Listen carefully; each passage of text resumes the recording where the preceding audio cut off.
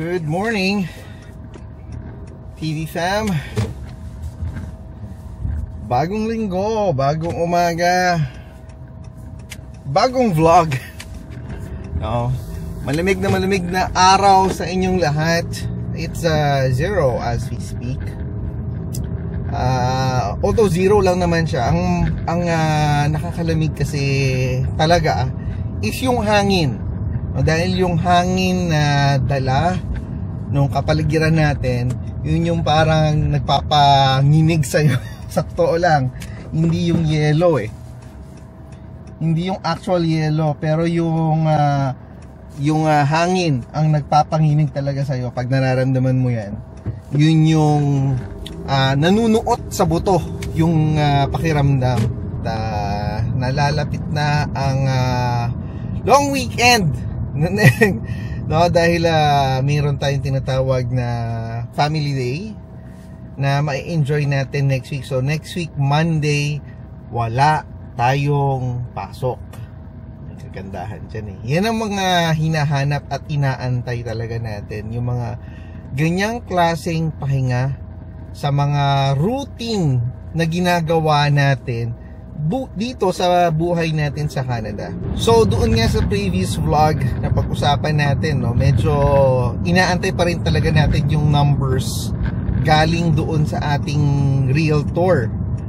Pag nakita natin yon, doon tayo magde-decide kung ano na nga ba ang ipepresyo natin sa apartment natin.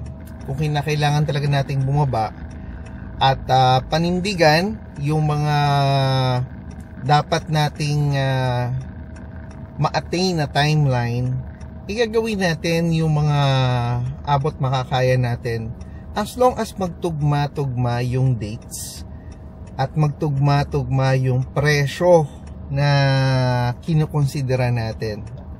So once dumating yan, papakita ko sa inyo yung highlights nung sales ng hiningi ko kasi yung sales nung townhomes tsaka condo apartment in the last 30 days.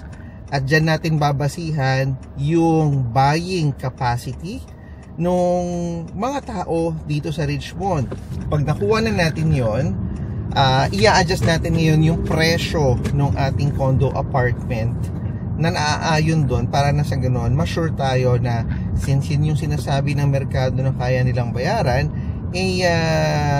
yun yung ililista natin as our price para sure tayo na kaya nilang bayaran yung apartment condo natin. So nakalimutan ko sabihin sa inyo, ang gas for today is 190.9. Yun ang gas natin for today. Pataas ng pataas, hindi ko alam kung bakit. Well, in reality naman talaga, napakadaming oil dito sa Canada, no? Hindi ko maintindihan bakit lahat kailangan mong i-export. At yung mga tao mismo na nangangailangan ng gasolina hindi nakaka-benefit doon sa sarili mong resources. Ang nagbe-benefit is yung pondo na nakukuha ng gobyerno as compared doon sa atin. Medyo pumetics tayo 45 minutes bago mag 5 o'clock. The reason being is nag-off ang ating internet, nasira. So no one has internet access sa opisina namin. And it will take time daw na maayos yung current problem. So kaya nakapetics tayo. Not that it's good, kasi madidelay tayo further sa dapat nating ma-meet na timeline at ma-accomplish in terms of yung project na hinahandle natin. Pero siguro it's the universe telling us na take it easy, no? Mag-break ka muna para sa ganun less hassle or less pressure. Ganun na lang muna siguro ang ating gawin, no? We'll take it one day at a time. Malamig pa rin sa labas. It's currently 3 or 4 degrees. Alam ko sa mga nasa Regina or Calgary, baliwala yung ganyang klaseng weather. Weather natin is warmer compared to theirs. Yung sa kanila double digit na negative. Tayo positive na nga tayo eh.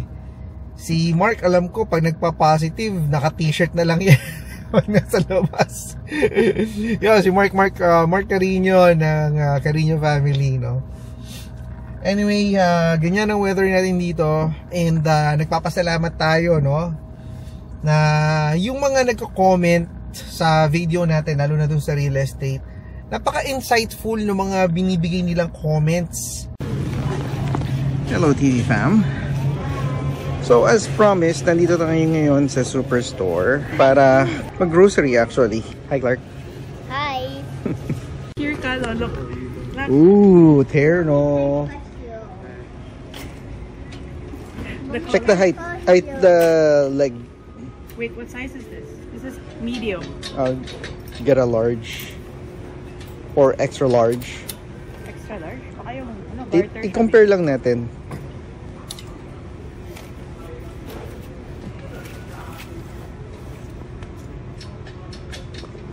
Ano ba meron dito? The large.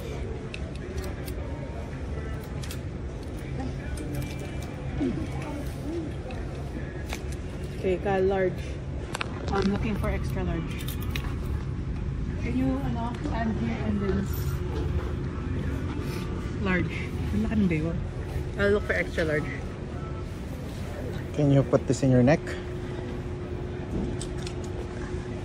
Okay. How about the length? It's well above my waist, by the way. No, it goes down pagkasuot mo yan. I think large pwede na, no? Ito may XL. Compare lang natin.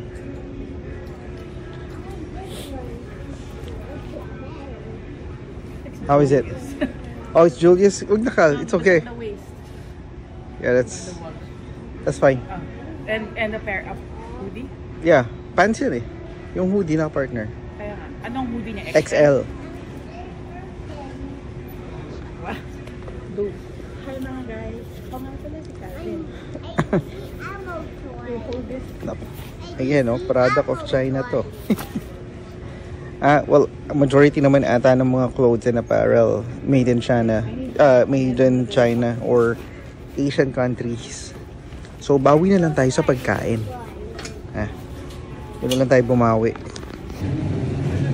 California No.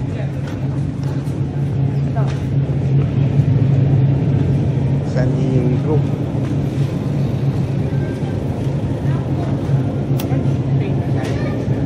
Here, product of Canada, but it doesn't look good. Oh, yeah. This is what? Kind of? No. Lahat ba ng dress calls is US? Mexico. O Mexico.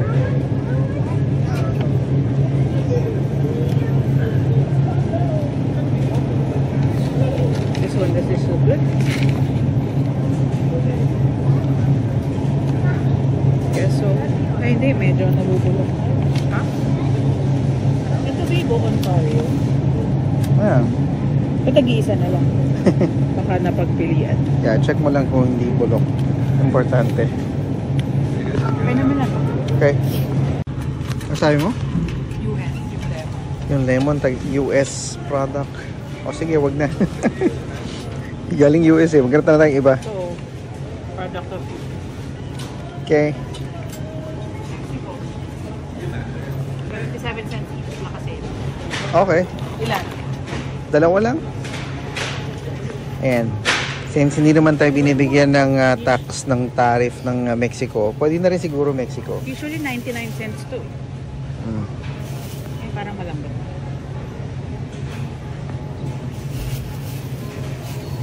Ayan yung price. May ilang limit? Limit 6 pa din. Ito na lang. Ito naman, product of US. Yung sa US kasi nakabag. Ayan, yun yung price. Okay. Yung shampoo ko ba? Product ko. Naku, US New balik. Zealand. Okay. So siya, New Zealand. New Zealand? Not and garlic. Ayan, ang garlic natin galing Peru. Oh. Knock, knock. Joke. Who's there? Wala. Ano? Dali na.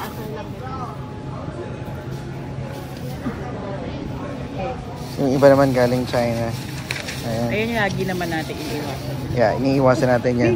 Cantaloupe. Kasi kung mapapansin nyo, kaya yung garlic nila sobrang puti. Kasi may chemical sila nilalagay. Kaya nabibleach yung garlic mismo. Ang normal garlic, dapat yung balat niya maiitim or brownish. Pero yung sa China, puting-puti.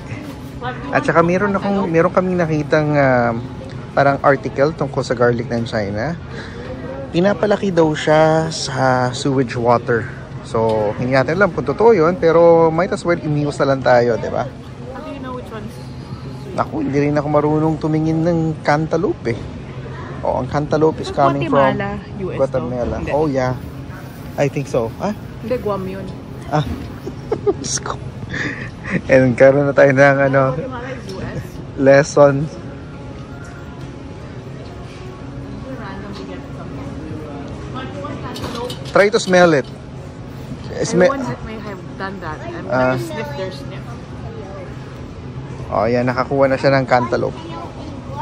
Baka meron na nakaslice. Mas mahal yun. Ah, sige. Tsaka walang purong cantaloupe. At least makikita mo yung sige.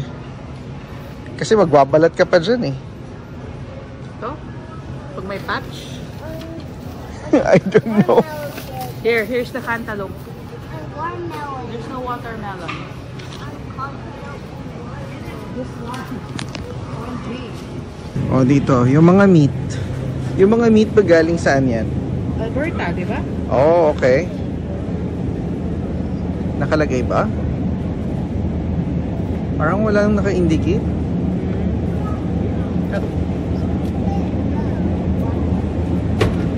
Hindi naka-indicate eh.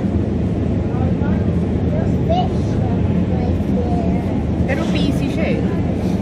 Yeah, may PC naman na from US eh.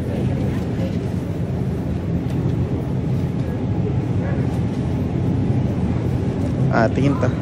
Kuha tayo ng hotdog. Tingnan natin kung yung hotdog US yun, tingin mo? Tingnan natin. Ang Canadian na brand ba yung Maple? And yung kinukuha naming hotdog is Schneider's. Ready ka na? Oh, ano? Ready ka nang pakawalan to? Canada. Ooh. Pero Canada, ibig sabihin product of Canada yan. May naka-indicate yan dapat. Oh, Mississauga, Oh, Ontario. yan. Okay. Yes, Pasok sa Luzon. banga. Okay. Canada. Canadian product. Nakasakto din, hindi kailangan lumipat ng ibang brand. O, diba? You have yogurt at home, Clark. Naggaling sa Bankay. Ayan. Wala ng gatas. Usually, mga dairy products, galing yan sa Canada eh.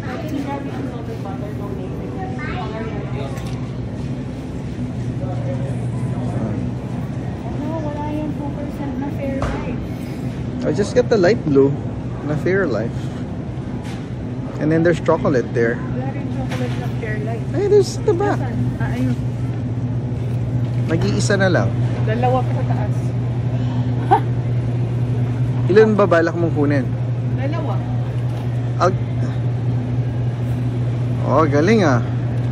Ay, may yupe. Pwede na. Product of Canada ba yan? Manufactured by Minute Maid Canada. Ontario. Okay. Pasok sa banga. Tagal yung harap na unsalted but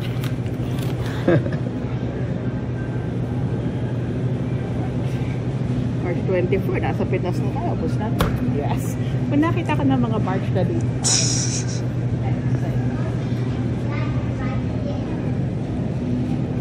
Yes, we're here.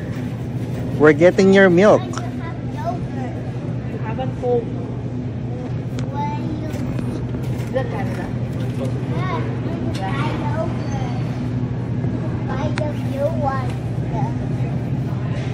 Ano? Yeah, Canada. Pero product of Product Canada. of Canada. Okay, product of Canada tsaka made in Canada dapat. Diba? So far, yung mga nakukuha nating pagkain, Canada, Guatemala. all Canada. Except yung sa fruits. Yung fruits kasi talaga madalang. Dahil winter eh. Winter. Okay. Tama?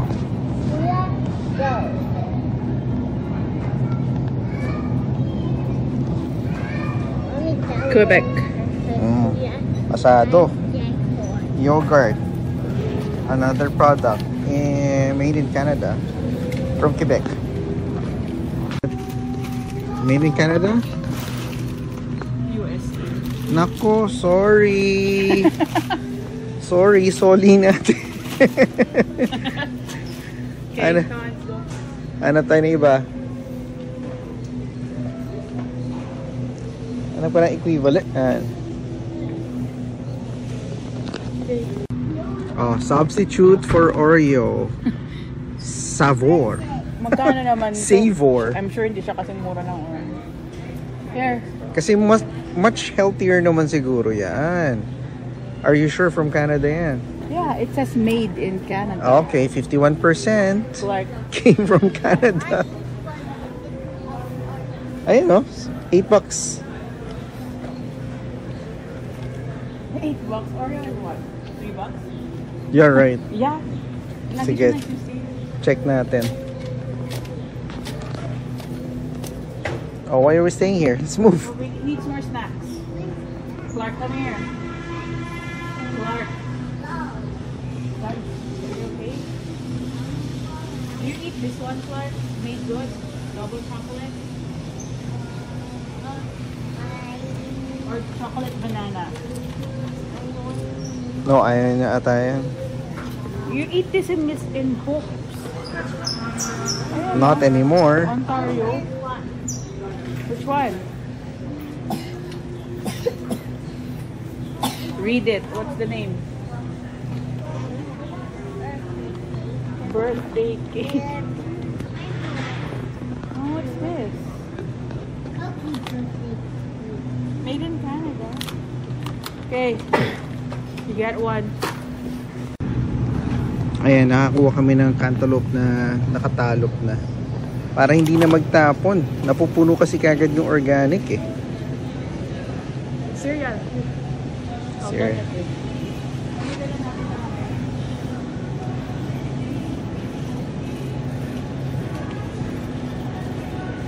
Ito, Nesquik.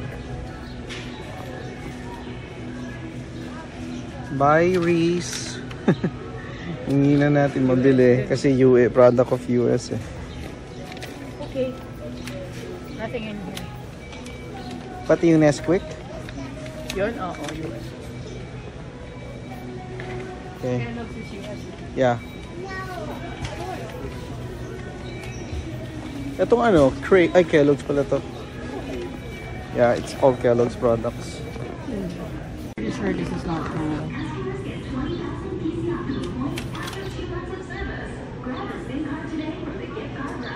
USA. US. So bye-bye spam. Iwas muna tayo ngayon ng spam.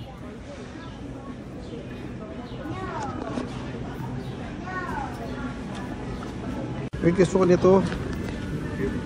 Ano yung binibili mo sa aking brand? Ng buko juice? Thirsty Buddha? Do they have it here? Wala. Etong Tikman mo na rin yan.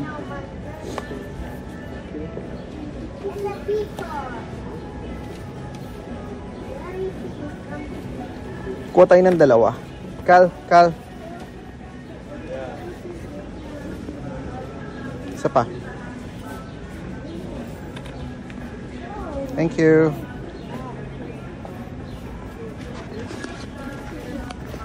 Pang cleanse ng kidney. Yan. Healthy yan. Buko juice. What is it? I got him a chocolate. No, yung snaps na sinasabi mo. Kasi wala nga tayong ano eh. Oreo.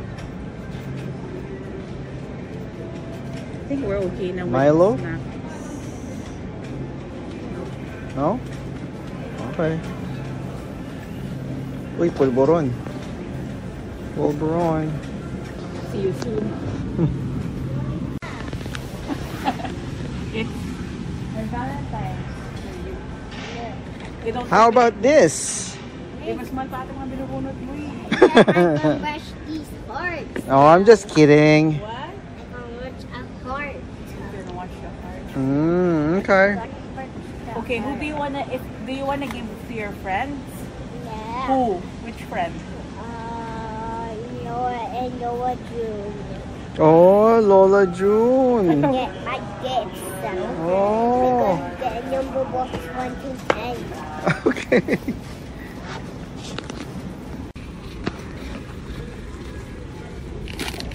So, usually kinukuha namin to eh. Imported by Hershey's Canada. Wala nakalagay. Pass. How much? 250. 250? Ilang ano to, grams? Ah, 300 grams. This is 270 grams. so talagang Kapresyo niya ito. mahirap talaga silang ipag-partner. Ito, Kasi, same presyo, pero mas marami to. oo. O, edi magpalitin mo na. No, no. Pag i-switch mo na. No. Kasi madami silang mag-ano eh. Kumain. Hindi, We have to stick to our US. hindi natin mapaperfecto talaga eh. Imported by Toronto. Yeah, but where is it made? I know. Hindi nakalagay kasi eh. I'm super strong. Okay. Sige, just get it. Kasi yung isa, ano eh, yung price niya is $8. Ah, yun yung equivalent. In size. In In size? price. In price. Pero yung size, mas madami yung etong Oo. Oreo. Pero $7.99 sila pareho. Sige na, bigay mo na yung gusto. Ito yung magkapareho in size. Mag-make tayo ng exception. Okay. Hindi talaga makukuha ang perfect eh. Paborito kasi nila yung Oreo, lalo na kaya sila Kidding. kumukuha ng milk. Kaya malakas sila sa milk dahil sa Oreo. Yun lang yun. Okay. Ang duty natin is kumuha ito. Sponge towel. Made in Canada. Magkano to dito? $20. Ang isang ganito, $20.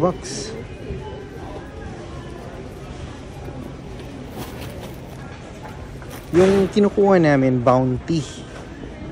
Ito, 26. Pero mas malaki naman kasi siya. Yan kasi made in US yung Bounty eh. Ayan o, US leading brand. No. Yeah. These are imported for Canada. Nako. Ang Tiger, saan gawa ang Tiger? Malamang US din to, no? Tiger.